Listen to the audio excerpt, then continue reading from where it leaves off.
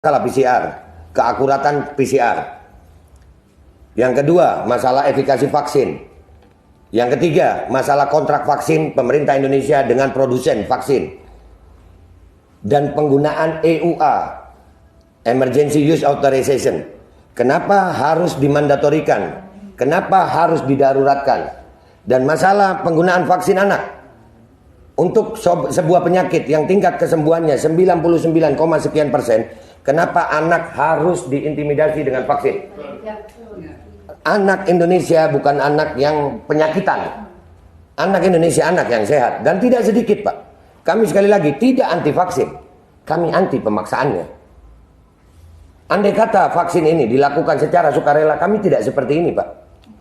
Kami jadi curiga dengan isi vaksin justru karena adanya kebijakan-kebijakan yang merubah negara demokrasi Pancasila ini. Yang mana demokrasi Pancasila ini berbeda Tuhan, kita harus toleransi, Pak. Tapi dengan adanya vaksinasi, rakyat Indonesia sekarang ini, perbedaan vaksinasi sudah ada diskriminasi dan intimidasi. Kami sudah sering, Pak, melihat kesian rakyat didatangi ke rumah-rumah dengan pakaian seragam tentara. Itu belum sakit, udah sakit duluan, takut. Iya, kayak datengin maling. Ini masalah vaksinasi mentinya. Iya, Kementerian Kesehatan loh ini. Kenapa, apa hubungannya dengan TNI?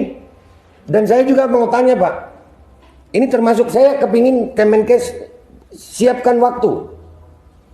Kami mau diskusi debat terbuka dengan Kemenkes.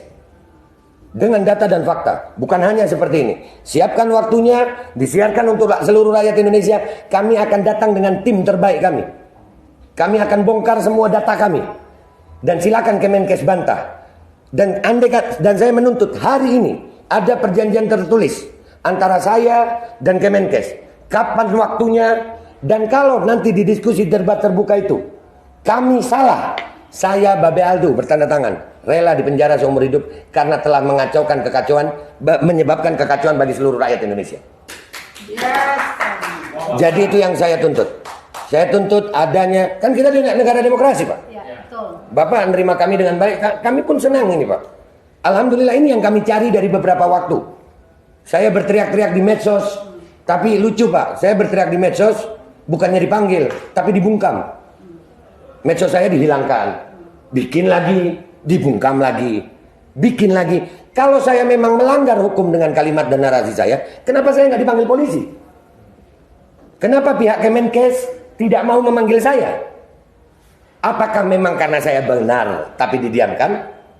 Atau kalian tahu apa? Nah, ini yang perlu kami diskusikan.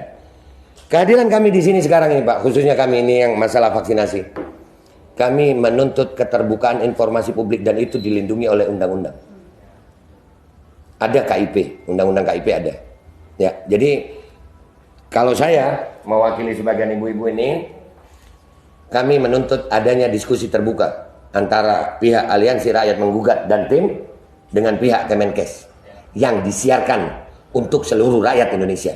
Kita akan bawa tim terbaik kita melawan tim terbaik Kemenkes untuk berdiskusi, bukan untuk debat biasa aja, Pak.